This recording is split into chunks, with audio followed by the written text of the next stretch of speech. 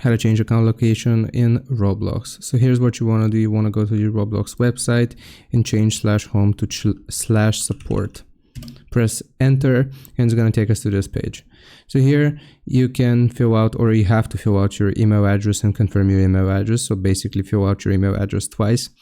What device are you having the problem on? You will choose the device which you used to play. For me, that's going to be PC. Type of help category, click on here, and you want to scroll down until you see how to. Click on how to, and then help subcategory, you want to do how to change my location.